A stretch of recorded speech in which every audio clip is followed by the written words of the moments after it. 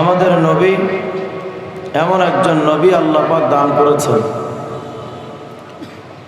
যে নবীর উম্মত হিসেবে আমাদের উচিত ছিল নবীর টোটাল জিন্দেগিটাকে অনুসরণ করা।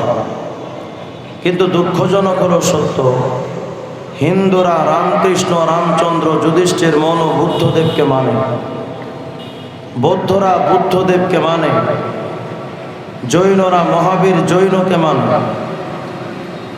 জাতীয় পার্টির লোকেরা কাকা এরশাদকে মানে, বিএনপির লোকেরা জিয়াউর রহমানকে মানে, আওয়ামী লীগের লোকেরা বঙ্গবন্ধুকে মানে। সবাই তো সবাইকে মানে, কিন্তু দুঃখ আর ভরাক্রান্ত হৃদয়ে বলতে হয় মুসলমানেরা নবীকে মানে না। আমাদের মাথা থেকে পা পর্যন্ত নবীর সুন্নাহ নাই, বাস্তব জীবনে নবীর আমল নাই, ব্যবসায়িক জীবনে নবীর সুন্নাহ নাই। বরঞ্চ অনেক হিন্দুরা তাদের খরিদ্দারদের ঠকায় না, কিন্তু মুসলমান ঠকায়। পারিবারিক জীবনে নবীর আদর্শ নাই, বাস্তব জীবনে নবীর সুন্নাহ মানতে আমাদের বড়ই শরম হয়। লেনদেনের ব্যাপারে নবীর আদর্শ নাই। রাজনৈতিক ময়দানে লেনিনকে মানা হয়, কার্ল মার্কসকে মানা হয়, মাও সেতুংদের মানা হয়, কিন্তু নবীর সুন্নাহ, নবীর আদর্শ, নবীর রাজনীতি এটা মানা হয় না। বরঞ্চ আমাদের বাংলাদেশে বড় বড় রাজনীতিবিদরা মাঝে মধ্যে বলেন এই আরবের সংস্কৃতি, আরবের রাজনীতি বাংলাদেশে চলবে না। রাশেদ খান মেনন বলেছিলেন বোরখা, হিজাব এগুলো তো সৌদিয়ান সংস্কৃতি, আরব স্টেটের সংস্কৃতি, ওটা বাংলাদেশে চলতে পারে না। কেন? স্বাধীন ভূখণ্ডে সৌদিয়ান সংস্কৃতি চলতে পারে না। যদি তাই হয় তাহলে আমিও একথা সুস্পষ্টভাবে বলছি, যদি স্বাধীন ভূখণ্ডে আরবের রাজনীতি সংস্কৃতি চলতে না পারে, তাহলে বাংলাদেশ থেকে রাশিয়ার রাজনীতি, সমাজতন্ত্রের রাজনীতি, গণতন্ত্র, একনায়কতন্ত্র, সাম্যবাদ, জাতীয়তাবাদ, বস্তুবাদ, ধর্মনিরপেক্ষ মতবাদ এগুলো তো একটাও বাংলাদেশের রাজনীতি নয়। যদি স্বাধীন ভূখণ্ডে মুহাম্মদের রাজনীতি চলতে না পারে, তোমার গণতন্ত্রের কপালে ঝাঁটা পিটা করা দরকার, তোমার সমাজতন্ত্রের কপালে জুতা পিটা করা দরকার। আমার রাসূলুল ইসলাম যদি পৃথিবীতে চলতে না পারে, পৃথিবীর মানব রচিত গণতন্ত্র চলতে পারে না। আমার নবীর ইসলাম পছন্দ নয়। বলে এই 1450 বছর আগের ইসলাম এটা কেমনে চলতে পারে? 1450 বছরের আগের ইসলাম বাংলাদেশে যদি চলতে না পারে, তাহলে 2000 বছর আগে গ্রিসের অ্যাথেন্সে তৈরি সেই গণতন্ত্র বাংলাদেশে কিভাবে চলে? আমি যখন কারাগারে ছিলাম, কারাগার থেকে বের হয়ে শুনি চতুর্দিকে শুধু টাকলা টোকলা, টাকলা টোকলা। এমন না ভাই, এটা আবার কোনটা? কত টাকলা মুরাদ? কি সমস্যা? টাকলা মুরাদে কয় যে বাংলাদেশে ইসলাম রাষ্ট্র ধর্ম থাকতে পারে না। কেন? ওই এতগুলো ধর্ম থাকতে ইসলামটাকে রাষ্ট্র ধর্ম বানানো যায় না। আমি বললাম এত ধর্ম থাকতে যদি ইসলামটা রাষ্ট্র ধর্ম করা না যায়, তাহলে এত গান থাকতে ইন্ডিয়ার রবি ঠাকুরের গান জাতীয় সঙ্গীত হতে পারে না। সর্বক্ষেত্রে তারা সব মানে, কিন্তু ইসলামের ব্যাপারে তাদের বড়ই চুলকানি, নবীর আদর্শ পছন্দ না। আপনাদের ক্যামেরাগুলো বন্ধ করতে বলছি না? হ্যাঁ, ক্যামেরাগুলো বন্ধ করেন। আমি তো কোনো সময় বন্ধ করাই না, এবার করাচ্ছি, সমস্যা আছে, বন্ধ করেন। হরেক রকম সমস্যা। মুহাম্মাদের রাজনীতি পছন্দ না, কিছুই তো পছন্দ না। এমনকি যুব সমাজ তারা চুল কাটে মেসি আর নেইমার স্টাইলে, মুহাম্মদ রাসূলুল্লাহর স্টাইলে চুল কাটে না। আমাদের সমাজের সবাই দাড়ি টুপি রাখতে অনেকে লজ্জা পায়। কেন? হুজুর দাড়ি টুপি রাখলে এটা চাচা চাচা লাগে। বিশ্বাস করেন, আল্লাহর কসম করে বলি, আজকের সময়ে যারা মুহাম্মদের টুপি আর দাড়ি রাখতে লজ্জা পান, কিয়ামতের ময়দানে সবাই মুহাম্মদের এই টুপি দাড়ির নূর ছাড়া কিয়ামতে উঠতে লজ্জা পাবে। আজকে যারা নবীকে নেতা মানতে শরম পান, কিয়ামতের ময়দানে সবাই নবীকে নেতা মানার জন্য পাগল পাড়া হয়ে থাকবে। কিন্তু আল্লাহর কসম করে বলি, যারা আজকের সময় মুহাম্মদ রাসূলুল্লাহকে অবহেলা করেন, কিয়ামতের ময়দানে তাদের পার হওয়ার কোনো রাস্তা নাই। ভালো করে মনে রাখেন, কেন নবীকে মানেন না? কাকে মানেন? কেউ তো মানে জাফর ইকবাল, শাহরিয়ার কবি, শেক্সপিয়ার, বুয়েটের ছেলেরা মানে Einstein, Newton, Maxwell, Charles Darwin, Aristotle, এদেরকে মানা হয়। কেন? যোগ্যতা বেশি। উচ্চ শিক্ষিতরা বড় বড় শিক্ষাবিদদেরকে মানে কেন? বড় শিক্ষাগত অনেক যোগ্যতা। বিস্তারিত বলতে গেলে তো লম্বা টাইমের দরকার। শুধু এতটুকু এক কথাই বলি, আসমানের নিচে জমিনের উপরে চেহারার কারণে যদি কাউকে মানতে হয়, নবী মুহাম্মদ ছাড়া বিকল্প রাস্তা নাই। বংশ পরিচয় যদি কাউকে মানতে হয়, পৃথিবীর সম্ভ্রান্ত পরিবারের মধ্যে সর্বশ্রেষ্ঠ পরিবার বনি হাশেমের কুরাইশ বংশের মুহাম্মদ রাসূলুল্লাহকে আগে মানা দরকার। চারিত্রিক সনদে যদি কাউকে মানতে হয়, নবী ছাড়া বিকল্প রাস্তা নাই। শিক্ষাগত যোগ্যতার কারণে যদি কাউকে মানতে হয়, এখানে প্রশ্ন করতে পারেন মুহাম্মদকে কেমনে মানা যায়? মুহাম্মদ তো উম্মে নবী, মাল্লা ইয়াকদিরু আলাল কিতাবাতি ওয়াল কিরাআ, যিনি লিখতেও জানেন না, পড়তেও জানেন না, সেই মুহাম্মদ নামক উম্মি মূর্খ নবীকে কিভাবে আমরা মানি? এটা নাস্তিক্যবাদের প্রশ্ন।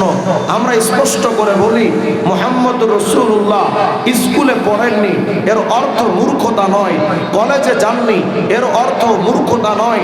আরে তোমাদের শিক্ষাবিদেরা হয়তো বাংলায় পণ্ডিত, নয়তো ইংলিশে পণ্ডিত, হয়তো বিজ্ঞানে পাকা, হয়তো রাজনীতিতে পাকা, অথবা ব্যবসায় ভালো লেখাপড়া করেছে।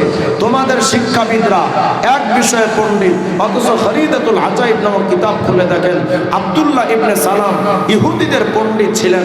নবীজির কাছে আসতেন, মুহাম্মদ আজিব আনহাদা, আজিব আনহাদা, আজিব আনহাদা, মুহাম্মদ এটার জবাব চাই, ওটার জবাব চাই, ওটার জবাব। কোন প্রশ্ন করলেন আখিরাত নিয়া, কোন প্রশ্ন করলেন দুনিয়া নিয়া, কোন প্রশ্ন করলেন ভূমণ্ডল নিয়া, কোন প্রশ্ন করলেন নবমণ্ডল নিয়া। আল্লাহর নবী সমস্ত প্রশ্নের জবাবগুলো যখন টাস টাস করে দিয়েছিলেন, ইহুদিদের পণ্ডিত আব্দুল্লাহ ইবনে সালাম তখন জবাব দিয়েছিলেন, ও মুহাম্মদ লাকাদ উতিতা উলুবুল আউয়ালিন ওয়াল আখিরিন। মুহাম্মদ, আমার আর বুঝতে বাকি নাই, আল্লাহ পাক তোমাকে আগের পরের সব জ্ঞান দান করেছেন। যদি শিক্ষার কারণে অমুক তমুককে মানতে হয়, মুহাম্মদ রাসূলুল্লাহকে আগে মানা দরকার। হ্যাঁ, ডাক্তার সাহেবরা বলবেন, হুজুর নবী তো ডাক্তার ছিলেন না, কিভাবে মানতে পারি? তোমার ডাক্তারের যোগ্যতা কি? মেশিনে ঢুকাবে, পরীক্ষা নিরীক্ষা করবে, রিপোর্ট লিখবে, এরপরে তোমার জন্য কিছু ঔষধ লিখে দিবে। তোমার ডাক্তারের দৌড় তো মেশিন পর্যন্ত, তোমার ডাক্তারের দৌড় তো ঔষধ পর্যন্ত। সহিহ বুখারী 3701 নম্বর হাদিসটা খুঁজে দেখেন। আল্লাহর নবী সকালবেলা জিজ্ঞেস করেছেন, আইনা আলী ইবনে আবি তালিব, আমার আলী কোথায়? সাহাবায়ে কেরাম বললেন, নবী ইস্তাকা আইনুহু, আলীর চোখে সমস্যা, আসতে পারেননি। আল্লাহর নবী বললেন, যাও আলীকে আমার সামনে হাজির করো। ফালাম্মা জা আলী, যখন আলী কাররামাল্লাহু ওয়াজহু নবীজির কাছে আসলেন, আল্লাহর নবী এই অসুস্থ আলীকে অ্যালোপ্যাথিক ডাক্তারের কাছে পাঠাননি, হোমিও ডাক্তারের কাছে পাঠাননি, কোনো ঔষধ লাগাননি, কোনো মলম চোখে লাগাননি। তাফালা ফি আইনাইহি ওয়া তাআলাহু ফাবারা, আল্লাহর নবী ঔষধ ছাড়া, মেশিন ছাড়া মুখের থুতু লাগিয়ে দিয়েছেন, তো সুস্থ হয়ে গেছে। আমার নবীর মধ্যে কোন যোগ্যতা ছিল না? সর্বযোগ্যতায় যোগ্যতা সম্পন্ন ব্যক্তিত্বের নাম মুহাম্মদ রাসূলুল্লাহ। এজন্য আমি বলি, আমার বাংলাদেশে যদি কাউকে মানতে হয়, ব্যবসায়িক যদি তার ব্যবসার আদর্শ দেখতে চায়, মুহাম্মদ রাসূলুল্লাহ নামক খাদিজাতুল কুবরা নিয়োগপ্রাপ্ত ব্যবসায়ী মুহাম্মদ রাসূলুল্লাহকে দেখা দরকার। হে প্রতিবেশী, তুমি তোমার আদর্শ যদি খুঁজতে চাও, আবু জাহেল, আবু লাহাব, উতবার প্রতিবেশী মুহাম্মদ রাসূলুল্লাহকে দেখো। হে সন্তান, তুমি তোমার আদর্শ যদি খুঁজতে চাও, আব্দুল্লাহ আমিনার পুত্র মুহাম্মদ, তার আদর্শের দিকে খবর নাও। হে চাচা, তুমি যদি তোমার আদর্শ তালাশ করতে চাও, আমার রাসূলের আদর্শের দিকে তাকাও। হে দুনিয়ার ইমাম, তুমি তোমার আদর্শ যদি খুঁজতে চাও, মসজিদে নববীর ইমাম মুহাম্মদুর রাসূলুল্লাহর দিকে দেখো। হে দুনিয়ার রাজা বাদশারা, সমাজ কেমনে চালাতে হয়, রাষ্ট্র কিভাবে পরিচালনা করতে হয়, একটা নোংরা সমাজকে কিভাবে সোনালী সমাজ তৈরি করতে হয়, একমাত্র আদর্শ ছিল মুহাম্মদুর রাসূলুল্লাহর কাছে। তোমাদের সারা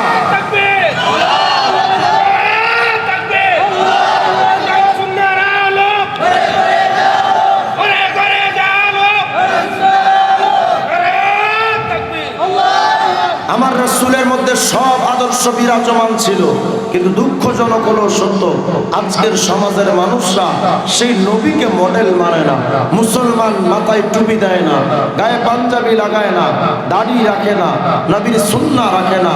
তো মনে রাখেন, আপনার কাছে যদি নবীর দাড়ি টুপি ভালো না লাগে, আমার নবীর কিচ্ছু আসে যাবে না। কারণ আল্লাহর নবীর টুপিটাকে আল্লাহ ভালোবাসতেন, আল্লাহর নবীর পাঞ্জাবিটারে আল্লাহ ভালোবাসতেন, রাসূলুল্লাহর প্রত্যেকটা সুন্নাতকে আমার মালিক বড় ভালোবাসতেন। জামে তিরমিজি 2616 নম্বর হাদিস, জালাসা নাসু মিন আসহাবি রাসূলিল্লাহি সাল্লাল্লাহু আলাইহি ওয়াসাল্লাম। একদিন সাহাবায়ে কেরাম এভাবে বসেছিলেন, এক একজন সাহাবী এক একটা পর্যালোচনা করছিলেন। হঠাৎ করে এক সাহাবী বলেন, এই সাহাবীরা এভাবে অপেক্ষা করছেন নবী, হাত্তা দানা মিনহুম, নবী যখন তাদের কাছাকাছি আসলেন, সামিআহুম, এসে শুনলেন যে সাহাবায়ে কেরাম আলোচনা করছে, একজন আরেকজন নবীর আলোচনা করে।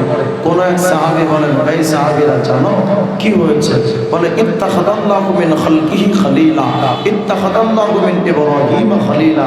জানো আদম কত দাম, হযরত ইব্রাহিম কত দামি নবী। সমস্ত সৃষ্টি জগতের মধ্যে আল্লাহ পাক একজনকে বানিয়েছেন খলিলুল্লাহ, তিনি হলেন হযরত ইব্রাহিম। কি দামি নবী। আরেকজন কয়, এই জানো মা দাবি আজাবা মিন কালামি মুসা কাল্লামাহু তাকলিমা। জানো মুসা নবী কত দামি নবী। সমস্ত নবীদের সাথে আল্লাহ কথা বলতেন জিবরাইলের মাধ্যমে, আর মুসা নবীর সাথে আল্লাহ কথা বলতেন একেবারে সরাসরি। কি দামি নবী হযরত মুসা। আরেকজন কয়, এই জানো ঈসা কালিমাতুল্লাহি ওয়া রূহ, ঈসা তো আল্লাহর রূহ। আরেকজন কয়, আদম ইসতাফাহুল্লাহ, আদম তো সফিউল্লাহ, আল্লাহ যাকে নির্বাচিত করেছেন। কেউ বলেন আদম সফিউল্লাহ, ইব্রাহিম খলিলুল্লাহ, মুসা কালিমুল্লাহ, ঈসা রূহুল্লাহ। আল্লাহর নবী ওখানে আসলেন, এসে যখন শুনলেন সাহাবায়ে কেরাম একজন আরেকজন নবীর প্রশংসা করে, আমাদের নবী শুনে বললেন, এই সাহাবীরা, হ্যাঁ আদম তো সফিউল্লাহ, মুসা তো কালিমুল্লাহ, ঈসা তো রূহুল্লাহ, ইব্রাহিম তো খলিলুল্লাহ, মগর আমি মুহাম্মদ হাবিবুল্লাহ। মা মানাল হাবিব, হাবিব অর্থ কি? আল হাবিব বামান আল মাহবুব। আল্লাহ যেন তার নবীকে বুঝাতে চান, ও মুহাম্মদ, হ্যাঁ আদম তো সফিউল্লাহ, ইব্রাহিম তো খলিলুল্লাহ। সফিউল্লাহ বলেন, খলিলুল্লাহ বলেন, কালিমুল্লাহ বলেন, রূহুল্লাহ বলেন, মুহাম্মদ সবাই তো আমি আল্লাহকে খুশি করতে ব্যস্ত। আদম তো আল্লাহকে খুশি করতে এতটাই পাগল। ইন্না আদম ওয়া হাওয়া বাকায়া মিআতাই সানা। আদম আর হাওয়া আলাইহিস সালাম তো 200 বছর কেঁদেছিলেন, আল্লাহ আমি আদমের উপর খুশি হয়ে যান, আমি হাওয়ার উপরে খুশি হয়ে যান। 200 বছর কাঁদলেন, কিন্তু আল্লাহ পাক এত সহজে সিদ্ধান্ত দিলেন না। হ্যাঁ ইব্রাহিম নবী খলিলুল্লাহ, কিন্তু আল্লাহরে খুশি করতে এতটাই পাগল যে ইব্রাহিম নবী আল্লাহকে খুশি করতে নিজের সন্তানকে জবাই করতে প্রস্তুতি নিয়েছেন, নমরুদের আগুনে ঝাঁপ দিয়েছেন, তবুও আল্লাহকে খুশি করতে ব্যস্ত ছিলেন। ঈসা তো আল্লাহকে খুশি করতে ব্যস্ত ছিলেন, মুসা তো আল্লাহরে খুশি করতে এতটাই ব্যস্ত যে নিজে নীল দরিয়ায় ঝাঁপ দিয়েছেন, তবুও আল্লাহর খুশি করতে চেয়েছেন। আল্লাহ পাক রব্বুল আলামিন তার নবীকে বোঝাতে চান, নবী সফিউল্লাহ বলো, কালিমুল্লাহ বলো, রূহুল্লাহ বলো, খলিলুল্লাহ বলো, সবাই তো আমি আল্লাহকে খুশি করতে ব্যস্ত। আর আমি আল্লাহ সিদ্ধান্ত দিলাম, ওয়ালা সাউফা ইউতিকা রাব্বুকা ফাতারদা। নবী সবাই তো আমি আল্লাহরে খুশি করতে ব্যস্ত, আর আমি আল্লাহ আপনি মুহাম্মদকে খুশি করতে চান। এমন এক দামি নবীর উম্মত আপনি, এমন একজন দামি নবীর উম্মত আপনি আমি।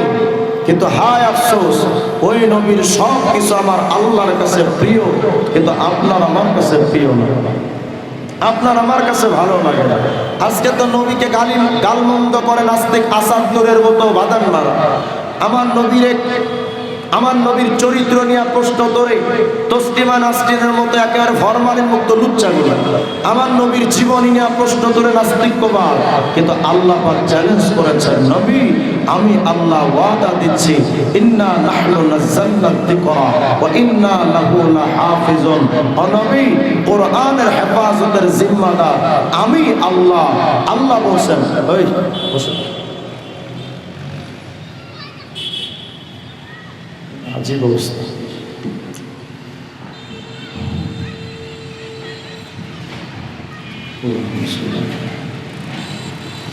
ভালো করে বুঝেন, আল্লাহ পাক বলেন, নবী এই কোরআনের হেফাজতের জিম্মাদার আমি আল্লাহ। নবী কোরআনের হেফাজত আমি আল্লাহ যেমনে করব ওয়াদা।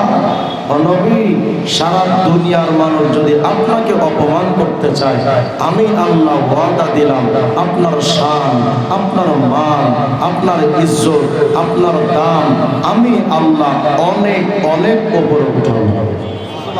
জিম্মাদারি নিলেন কি? সারা দুনিয়ার মানুষ যদি আমার নবীকে অপমান করতে চায়, আমার নবীকে অপমান করা সম্ভব? কারণ নবীর ইজ্জতের হেফাজতের জিম্মাদার কে? বলেন না কে? আল্লাহর নবী এখন জিজ্ঞেস করেন, জিবরাইল রে, ওয়া কাইফা রুফিয়াত, আমার ইজ্জতের সম্মান বাড়ানোর জিম্মাদারি যে আমার আল্লাহ নিলেন রে জিবরাইল, এই সম্মানটা আল্লাহ কেমনে অনেক উপরে উঠাবেন একটু আমারে বুঝাও না। জিবরাইল রে, আল্লাহ পাক আমার দাম আমার মানটা কিভাবে অনেক উপরে উঠাবেন জিবরাইল আমার একটু বলো। আল্লাহ পাক জানা দিলেন, মুহাম্মদ ইদা যুকিরতামাই, আয় মুহাম্মদ আমি আল্লাহ এমন একটা সিস্টেম চালু করে দেব। অনেক সময় দেখা যায় রাস্তাঘাটের বিভিন্ন দেওয়ালের মধ্যে অনেক যুবকরা দুইটা নামের প্রথম অক্ষর লেখে, মনে করেন M+S লেখে না? কথা বলেন ভাই, একটু কথা কন। আমার আসলে বয়ান করার জন্য যেটা মানসিকতা দরকার, এটা আমার হচ্ছে না। কেন হচ্ছে না এটা আল্লাহই জানে। মানে কথাগুলো সব জোর করে বলা লাগছে, আপনারা একটু তাজা থাকেন। অনেক সময় অনেক যুবকরা লেখে M+S, মানে এই যুবক বুঝাতে চায় আমার নাম মনে করেন মুশফিক, +S দিয়ে মনে করেন সুমাইয়া, ফর এক্সাম্পল লেখে না? মানে এই ছেলেটা বোঝাতে চায় যে আমি এই মেয়েটাকে খুব ভালোবাসি, এই জন্য মুশফিকের নামে শুরুর M আর সুমাইয়া নামে শুরুর S লিখে বোঝাতে চাই এই মেয়েটা আমার বড় প্রিয়, বড় ভালোবাসা। আল্লাহ পাক তার নবীকে বলেন, পয়গম্বর ইদা যুকিরতামাই, আয় মুহাম্মদ আমি আল্লাহ তোমার এতটুকু ভালোবাসি, সাতবক জমিন আসমানের ভেতরে যেখানে যেখানে আমি আল্লাহর নাম রবে সেখানে সেখানে আপনি মুহাম্মদের নাম রাখবো। সুবহানাল্লাহ। মানে যেখানে যেখানে আমি আল্লাহর নাম উচ্চারিত হবে সেখানে সেখানে আপনি মুহাম্মদের নাম উচ্চারিত হবে। যদি বলেন হুজুর কোথায় কোথায় সে আল্লাহর সাথে নবীর নাম? আপনার যখন জন্ম হলো, আপনার আমার জন্মের শুরুতে এক কানে আযান আর হক কানে ইকামত, বলেন তো দেয় না দেয় না? আযান ইকামতের মধ্যে বলেন তো আল্লাহর সাথে নবী মুহাম্মদের নাম আছে না নাই? দুইটা নাম জন্মের শুরুতে আপনারে আমারে আল্লাহ পাক শোনায় দেন। এক নম্বর আল্লাহর নাম, দ্বিতীয় নম্বর নবী মুহাম্মদের নাম। আল্লাহ যেন আপনারা আমারা বুঝাই, এরা বাচ্চার শুনলো জন্মের শুরুতে এই দুইটা নাম তোমারে শুনাইলাম, আল্লাহর সাথে নবী মুহাম্মদের নাম আমি আল্লাহ এই দুইটা নাম তোমার শোনায়া বুঝাতে চাই। বাকিটা জিন্দেগি যতদিন থাকবারে আল্লাহর নামটা যেমন তুমি স্মরণে রাখবা, মুহাম্মদের নামটাও তেমন স্মরণে রাখবা। আল্লাহকে যেমন মানবা, মুহাম্মদ রাসূলুল্লাহকেও মানা লাগবে। দুনিয়ার মানুষ মুহাম্মদ শব্দের মধ্যে 4টা অক্ষর আছে, বলেন তো কয়টা? মিম হা মিম দাল, 4টা না? মিম হা মিম দাল। সেদিন এক কিতাবের মধ্যে পড়লাম এই 4টা অক্ষরের আলাদা আলাদা আবার অর্থ আছে। কি অর্থ? মুহাম্মদ মানে তো প্রশংসিত, ভালো মানুষ, কিন্তু মুহাম্মদের 4টা অক্ষরের আলাদা আলাদা অর্থ। কি অর্থ? কিতাবে লিখছে মিম আল উলা ইশারাতুন ইলাল মুলকিল আউয়াল, প্রথম মিম মানে মুলকে আউয়াল তথা দুনিয়া। মিম আস-সানিয়া, দ্বিতীয় মিম মানে হলো মুলকে সানি তথা আখিরাত। মাঝখানের হা ইশারাতুন ইলার রাহমা, শেষের দাল ইশারাতুন ইলাদ দাওয়াম, দাল মানে সদা সর্বদা। প্রথম মিম মানে দুনিয়া, দ্বিতীয় মিম মানে আখিরাত, হা মানে আল্লাহর রহমত, দাল মানে সদা সর্বদা। আল্লাহ জানো তার নবীর নামটা মুহাম্মদ দিয়া আল্লাহ বুঝাই শুনো, দুনিয়া থেকে আখিরাত পর্যন্ত সদা সর্বদা যদি আমি আল্লাহর রহমত পাইতে চাও, আমি আল্লাহর নবী মুহাম্মদের সুন্নাত মানা ছাড়া আর কোনো বিকল্প রাস্তা নাই। নবীর সুন্নাত নাই, সারাদিন গাঞ্জা টানে আর কয় মদিনায় যাবো কেমন? বলেন তো আছে না নাই? নবীকে পাওয়ার, নবীকে মহব্বতের সবচেয়ে বড় মাধ্যম হলো নবীর মতো টুপি লাগাবেন, নবীর মতো সুন্নাত লাগাবেন, নবীর মতো পোশাক পরবেন, নবীর মতো খাইবেন, নবীর মতো শুইবেন, নবীর মতো সুন্নাত পালন করবেন। যদি কোনো বান্দা নবীর সুন্নাতটা টোটাল পালন করতে পারে, তারই প্রকৃত সুন্নি বলা হয়। এই দুনিয়ার মানুষ নবীর সুন্নাত মানে না, ফজরের নামাজ নাই, 5 ওয়াক্ত নামাজ নাই, গামজা খায়া বিভিন্ন জায়গায় কুত্তার পা ধরে কয় বাবা মাফ কইরা দে, কথা হয় না? এরা যদি কয় আমরা সুন্নি, বোঝা গেল এরা আসলে মাথার তার ছেঁড়া। সবচেয়ে বড় সুন্নি হলাম আমরা, যারা আমরা নবীর সুন্নাত মোতাবেক চলি। সবচেয়ে বড় সুন্নি হলো তাবলীগ ওয়ালারা, যারা সুন্নাতের চর্চা করে বেড়ায়, কথা হয় না? সবচাইতে বড় সুন্নি হলেন বড় হুজুর, কথা হয় না? সবচেয়ে বড় সুন্নি হলো জামিয়া ইউনিসিয়ার উস্তাদ ছাত্ররা। আর যারা সুন্নাত বেশি পালন করবে তারাই তো সুন্নি। সুন্নাত বাদ দিয়া কোনোদিন সুন্নি হওয়ার সম্ভাবনা নাই। আল্লাহ তার নবীরা বলেন পয়গম্বর,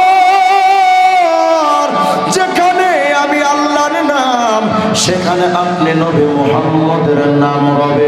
জন্মের শুরুতে আযান, ইকামতের মধ্যে আল্লাহর সাথে নবীর নাম, মাহফিলে যাইবেন তো আল্লাহর সাথে নবীর নাম, মসজিদে যাইবেন তো আল্লাহর সাথে নবীর নাম, কোরআন খুলো তো আল্লাহর সাথে দেখবেন নবীর নাম।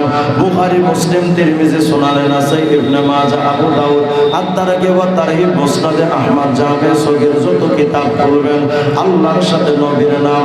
ফাজাইল আমাল খুলো, ফাজাইল সাদাকাত খুলো, মুনতাখাব হাদিস খুলো, সব কিতাবেও দেখবা আল্লাহর সাথে নবীর নাম।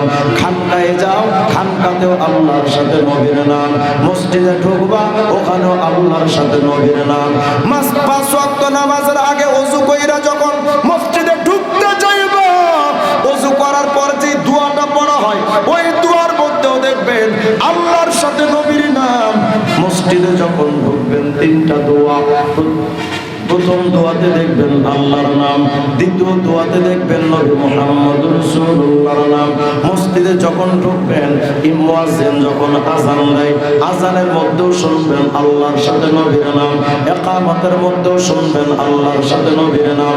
ইমাম যখন নামাজে দাঁড়ায় যায়, এই দুনিয়ার মানুষ ইমামের পেছনে এমপিও দাঁড়ায়, মন্ত্রীও দাঁড়ায়, রাষ্ট্রপতিও দাঁড়ায়, কারো নামাজ ততক্ষণ পর্যন্ত হবে না যতক্ষণ নামাজের মধ্যে বৈঠকে আত্তাহিয়াত করবে না। ওই দেখেন আত্তাহিয়াতুর ভেতরেও আল্লাহর সাথে নবীর নাম, বলেন তো আছে না নাই? নামাজ যখন শেষ হয়ে গেল, দোয়া করবেন। 24 ঘন্টা যদি দোয়া করো,